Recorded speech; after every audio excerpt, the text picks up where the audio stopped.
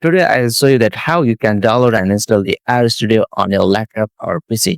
So I will guide you by the simple easy steps. So let's get started. So first of all, you will have to open your browser. Like in my case, I'm opening the Chrome browser, and here you have to type RStudio, and here you have to open the website like POSIT.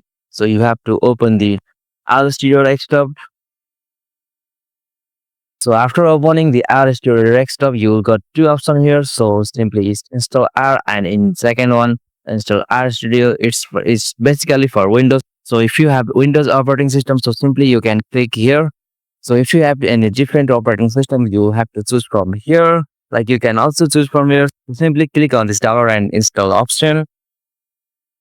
And here you get the option like you can download it for Linux, Mac, or Windows operating system. So simply I'm clicking on this Windows section, and here you have to click on this install R for the first time, like you can see. So you have to click on this option, and again you have to click on this download R 4.42 for Windows. So it is the latest version of RStudio. So simply click on this link, and here the shadow file of RStudio is downloading, and a simple pop-up message will guide you through procedurally. So simply click on this OK.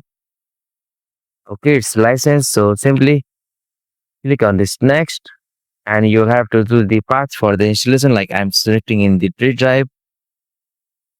Okay, then go for the next. So now I'm selecting no and simply clicking on next. So simply from here you have to go next. So you have to click on this next again. And here the RStudio is installing. Alright, now we have successfully installed the R on our Windows operating system. Like you can see, it is appear in the desktops. So I can use the R features from here. So likewise, you can also install and download the RStudio for your any kind of operating system, laptop or PC. So if this video was helpful to you, please subscribe to our YouTube channel and don't forget to hit the bell icon there for more short tech tutorial like this. Thank you for watching this. Have a nice day.